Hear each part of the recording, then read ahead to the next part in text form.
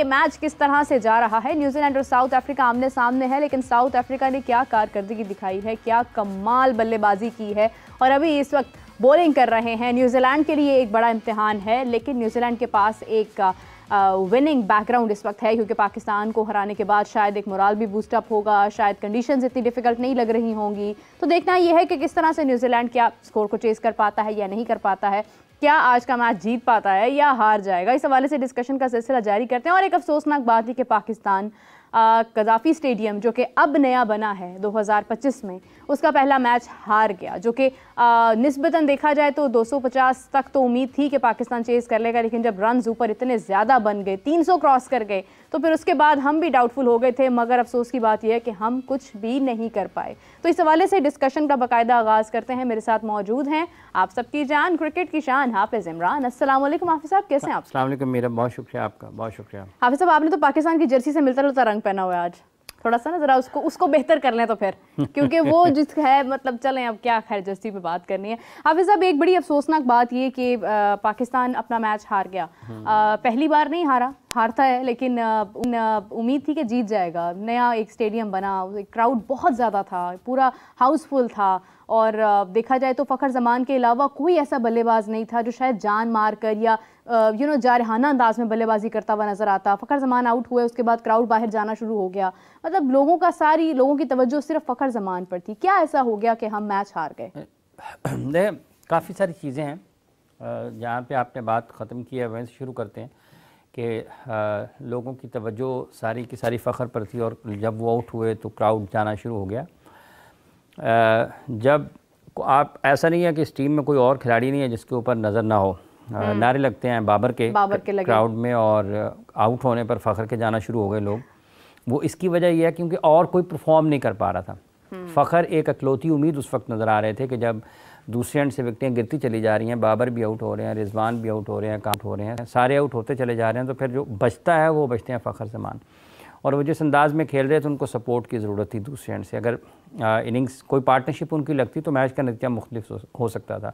तो पाकिस्तान ने चूँकि बाद में बैटिंग की है, बैटिंग के ऊपर ही अगर बात करते हैं मज़ीद, तो फ़खर देखें जिस काम के लिए उनको रखा गया और जिस बैटिंग के लिए वो माने जाते हैं या शोहरत रखते हैं, या जिस वजह से उनको एक एक्स फैक्टर कहा जाता है या उनको एक ख़तरनाक खिलाड़ी कहा जाता है, उन्होंने अपनी उस बैटिंग का मुजाहिरा ज़रूर किया बहरहाल।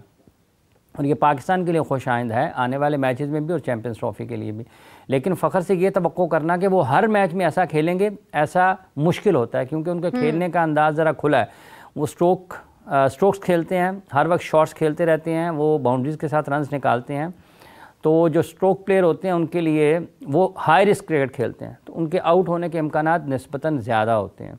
फ़खर का फॉर्म में फ़खर का रन्स करना कम बैक इनिंग्स में, ये पाकिस्तान के लिए खुश आइंदा। लेकिन बाबर का रन्स ना करना, कामरान का रन्स ना करना, रिजवान का रन्स ना करना पाकिस्तान के लिए परेशान कौन है। और उसके साथ साथ इनके आउट होने के जो अंदाज़ हैं, अगर आप उनको देखें तो वो और भी ज़्यादा परेशान कौन है कि जब आप 300 के करीब रन्स अगर आज की वनडे क्रिकेट में उसको चेज़ नहीं कर पाते हैं, या उसके लिए चेज़ करना तो एक बात की बात है कि आप उसको प्लान नहीं कर पाते हैं कि हमने इस 330 तक कैसे जाना है, तो वो अगर आप वो भी नहीं कर पाते हैं तो वो तो एक प्रोसेस है।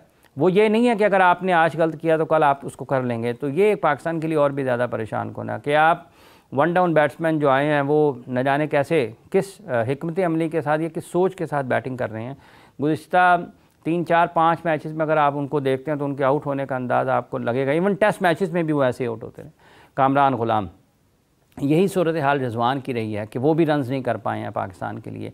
तो जब आप 330 के 340 के चेस में अगर आप जाते हैं और आप के बल्लेबाज बिल्कुल जवाब दे जाएँ तो फिर आपके लिए मुश्किलात बढ़ती हैं। बिल्कुल उसी के साथ साथ जब आप सलमान अली आगा और तैयब ताहिर खेल रहे हैं तो वो भी एक बड़ा तकलीफ़ दह मंज़र था कि उनके स्पिनर्स के अगेंस्ट इनके पास कोई जवाब नहीं था कि रन्स कैसे निकालने हैं, मैच लंबा कैसे करना है, स्कोर बोर्ड रोटेट कैसे करना है। और ये दोनों जब खेल रहे थे तो ये एक बैट बॉल के इंतज़ार में थे कि बैट बॉल मिले और उसके ऊपर ये बाउंड्री निकालें, तो उन्होंने नहीं किए ना। उनका चैनल बहुत अच्छा था। अगर आप उनके तीनों स्पिनर्स को देखते हैं, मेरे ख्याल उस वक्त सेंटनर भी बॉलिंग कर रहे थे, उस वक्त वो ग्लेन फिलिप्स भी बॉलिंग कर रहे थे, और मेरा ख्याल है ब्रेसवेल भी बॉलिंग कर रहे थे। तो ये जितने भी स्पिनर्स उनके बॉलिंग कर रहे थे तो उनका चैनल पकड़ने की ज़रूरत थी कि वो किस जगह पर बॉल कर रहे हैं, वेरिएशंस किस तरीके से कर रहे हैं, किस पेस के साथ बॉल कर रहे हैं, कहाँ खिला रहे हैं। तो उन्होंने तो इनको इनके जो फेवरेट इनके जो जोन थे उसमें नहीं खिलाया। तो जब जोन में नहीं खिलाया उन्होंने आपको, तो फिर आपके पास उसका काउंटर क्या था? तो कुछ नहीं था। तो 40-45 रन तो कर गए सलमान अली आगा, लेकिन क्या उसका पाकिस्तान को क्या फ़ायदा हुआ? उस वक्त क्या वो रिक्वायरमेंट थी जिस वक्त जिस तरीके से वो बैटिंग कर रहे थे? बिल्कुल सही बात। तो जो शॉट्स की कमी है, जो उस जगह पर खेलते हुए जिस इंटेंट की ज़रूरत थी, या जिस किस्म की इंटेंट एक और लफ्ज़ है, जिस किस्म के खेल की ज़रूरत थी, आप शायद उस वक्त आपके पास मौका नहीं दिया आपको न्यूजीलैंड के बॉलर्स ने। सो पाकिस्तान के लिए ये पाकिस्तान की बैटिंग की ये लिमिटेशंस हैं। तो अगर आप इन दोनों की पाकिस्तान की बैटिंग का मुवाजना करें, जैसे न्यूजीलैंड ने बैटिंग की है, उनका आगाज़ देखें, उनका बिल्डअप देखें और उन्होंने फिनिश कैसे किया है। मतलब 3 मुख्तलिफ फेजेस नज़र आते हैं आपको वनडे मैच में जो न्यूजीलैंड ने बैटिंग की है।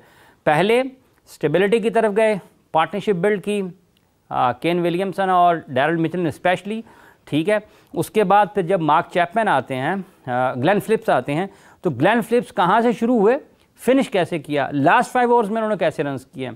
तो पाकिस्तान के पास आपको नज़र आएगा कि वो जो 2 बैटर्स जो स्टेबिलिटी का जो काम, जब इस्तेकाम की ज़रूरत हो, स्कोर बोर्ड को रोटेट करने की, मैच होल्ड करने की ज़रूरत हो, टेम्परामेंट के एतबार से भी, टेक्निक के एतबार से भी, टैक्टिकली भी, तो वो सुपीरियर थे।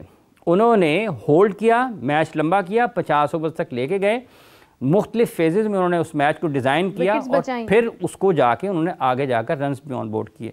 तो ना आपकी फ़िज़िकल फ़िटनेस वो है, ना आपके स्ट्रक्चर वैसे हैं कि आप बॉल हम मारते हैं तो हमें नज़र ही नहीं आता ना, वो किस तरह क्लियर किया उन्होंने बाउंड्रीज़ को। तो खुशदिल शाह को देख लें, वो कहाँ पर आउट हुए हैं। बहुत सारे दोस्त अहबाब और पाकिस्तान में सिलेक्शन के हवाले से गुफ्तगू करने वाला, अल्लाह करे कि आगे जाके परफॉर्म करेंगे, कि खुशदिल शाह की चैम्पियंस कप की जिस वनडे फॉर्मेट की कारकर्दगी का जिक्र किया जाता है, उसमें उसके 90% रन्स उसके मिड विकेट एरिया में हैं। तो आपको सेंटनर हर जगह बॉल नहीं देगा आपके मुंह में। हाँ। आप देखें कि जब उन्होंने एक बॉल लगा, राचिन को उनका कैच ड्रॉप हुआ, उसके बाद वो जिस बॉल पर आउट हुए हैं वो उन्होंने उधर ही घुमाने की कोशिश की है मिड विकेट के एरिया में। तो वो जब बॉल जहां पर पिच हुआ है, खुशदिल शाह कहां पर थे, उन्होंने बॉल को कैसे उसको बड़ा शॉट खेलने की कोशिश की और वो फिनिश उन्होंने कहां पर किया है। तो आपकी बेस स्टेबल नहीं है। आप बड़े शॉट्स खेलने के लिए खड़े खड़े आप बॉल क्लियर कर नहीं पाते, तो आप बॉल तक जाने की भी फिर कोशिश करते हैं। मतलब ये ऐसा नहीं है कि आप कदमों का इस्तेमाल करके शॉट नहीं खेल सकते हैं, आप स्पिनर्स के अगेंस्ट खेला जाता है, लेकिन आपके पास कोई और रास्ता नहीं था कि आप बॉल को अपने तरफ आने दें और उसको डिफरेंट जोन में खेलें। एक ही बॉल को अगर आप 3-3, 4-4, 5-5 जगहों पर खेलने के आदी होंगे, तो आप आज की क्रिकेट में जब इतनी ज़्यादा क्रिकेट हो गई है, ये तो बैटिंग और ये सारी की सारी जो क्रिकेट है आज की वाइट बॉल क्रिकेट वनडे, इसमें तो बैटिंग फ्रेंडली है। इसके जो कवानीन है वो तो बल्लेबाजों के लिए निस्बतन आसान है, और उस आसान बैटिंग की सूरत हाल में भी अगर आपकी बैटिंग लाइन इस तरीके से हर दूसरे मैच के बाद आपको मायूस करती है या नाकाम होती है, तो फिर तो सलाहियत के ऊपर सवाल आता है ना। हाफिज़ साहब यहीं से कंटिन्यू करते हैं, बड़ा इंटरेस्टिंग टॉपिक है ये, इस पे डिटेल गुफ्तगू करते हैं, लेकिन अभी हमें ज्वाइन किया है खिजर ने, कराची से रिपोर्टर और स्पोर्ट्स जर्नलिस्ट हैं हमारे समा के। उनसे जानते हैं कि ओपनिंग सेरेमनी जो गद्दाफी में हुई वो तो बहुत शानदार थी, लेकिन कराची में उसके क्या इंतजाम चल रहे हैं, क्योंकि कल एक और बड़ा दिन है। अस्सलाम वालेकुम खिजर, कैसे हैं आप? वालेकुम अस्सलाम, उम्मीद है आप सब लोग भी ठीक होंगे, मैं भी अल्हम्दुलिल्लाह ठीक हूँ। आपके उड़ते हुए बाल देखकर पता चल रहा है कि हवा चल रही है कराची में और मौसम भी हमारा भरपूर साथ दे रहा है कि ओपनिंग सेरेमनी में किसी किस्म का कोई खलल पैदा ना हो। तैयारियां कैसी हैं कराची में खिजर? जी बिल्कुल, कराची में हवा भी चल रही है, धूप भी निकली हुई है। ओपनिंग सेरेमनी के हवाले से मैं आपको अपडेट करता चलूँगा, मगर जिस पहले मैच की परफॉर्मेंस की गुफ्तगू कर रहे थे हाफिज़ इमरान साहब, तो हम सब थोड़े से अफसरदा थे, मगर इस वक्त पाकिस्तान टीम इसी स्टेडियम में मौजूद है जहां पर कल ये जो अक़ब में बिल्डिंग दिखाई दे रही है इसकी ओपनिंग सेरेमनी है। तो कौन सा खिलाड़ी इस वक्त क्या कर रहा है ये मैं आपको दिखा देता हूं। इस वक्त आप देख सकते हैं कि ये जो विकेट कीपिंग का ये जो सेशन चल रहा है, जिसमें मोहम्मद रिजवान और उस्मान खान। मोहम्मद रिजवान इस वक्त फ्री हुए हैं सेशन से और पानी पी रहे हैं, थोड़ा रेस्ट कर रहे हैं। उस्मान खान और उनके जो कोच हैं वो गुफ्तगू करते हुए आगे आ रहे हैं। साथ साथ अगर मेरे कैमरामैन कासिम रईस आपको थोड़ा सा राइट पे दिखाएंगे तो ये सील इस वक्त बैटिंग प्रैक्टिस कर रहे हैं। और अब से कुछ देर कबल पाकिस्तान टीम के जो फास्ट बॉलर हैं नसीम शाह, उन्होंने गुफ्तगू की। उन्होंने कहा कि कोशिश होगी कि ऑलराउंडर परफॉर्मेंस दें। तो एक जानिब नेट सेशन में आप अभी खुशदिल शाह का भी जिक्र कर रहे थे, तो वो प्रैक्टिस कर रहे हैं। दूसरी साइड जो बॉलिंग एंड पे नसीम शाह हैं, जो कि अब से कुछ देर कबल बैटिंग एंड पर थे, वो प्रैक्टिस सेशन में हिस्सा ले रहे हैं। शाहीन शाह आफरीदी अगले नेट पर प्रैक्टिस कर रहे हैं। तो ये सूरत हाल इस वक्त चल रही है नेशनल बैंक क्रिकेट स्टेडियम में। और अगर इंतहाई एक्सट्रीम जूम पर न्यू बिल्डिंग के साथ मेरे कैमरामैन कासिम रईस कोशिश कर रहे हैं कि वहाँ पर हम दिखा सकें बाबर आजम, जिनकी परफॉर्मेंस पर काफ़ी ज़्यादा बात हो रही है, तो बिल्कुल बाबर आजम बिल्कुल एक्सट्रीम एंड पर नेट एरिया में प्रैक्टिस सेशन में हिस्सा ले रहे हैं। तो इस वक्त अबरार जो स्पिन बॉलिंग स्क्वाड है, एक जानिब वो बॉलिंग कर रहा है और एक जानिब जो दूसरा नेट है वो फास्ट बॉलिंग स्क्वाड है, वो पाकिस्तानी बैटर्स को बॉलिंग कर रहा है। तो ये इस वक्त पूरा का पूरा सिनेरियो है नेशनल बैंक क्रिकेट स्टेडियम का। अब आ जाते हैं उस सवाल पर जो कि आपने मुझसे किया था।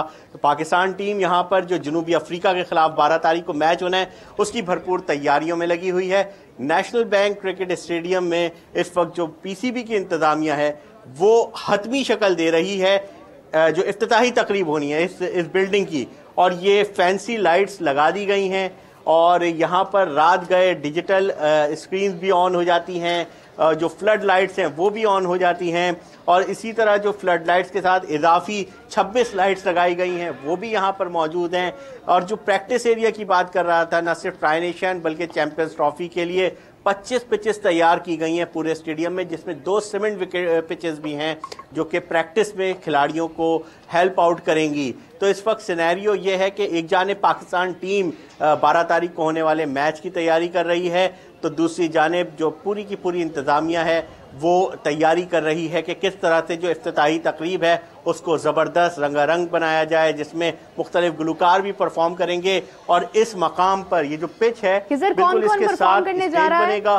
बैकग्राउंड में ये वही सिंगर्स हैं जिन्होंने गजाफी में परफॉर्म किया या कुछ तब्दीली है? जी बिल्कुल, साहिर अली बग्गा हैं, अली जफर हैं।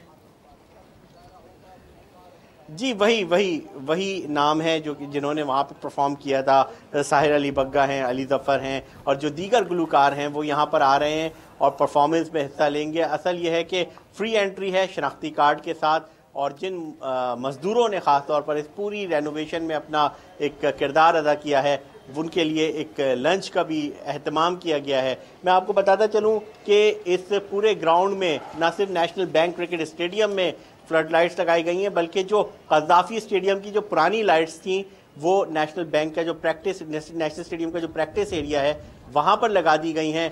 तो हवा भी चल रही है, धूप भी निकली हुई है, पाकिस्तान टीम भी प्रैक्टिस कर रही है और बिल्डिंग की ओपनिंग इस बात की का इंदिया दे रही है कि जो बहुत सारे लोग कह रहे थे, ख़ासतौर पे हमारे पड़ोस में बहुत सारे लोग कह रहे थे कि ये मैच नहीं हो पाएंगे, स्टेडियम तैयार नहीं हो पाएंगे, वो सब कुछ फाइनल टच पर है।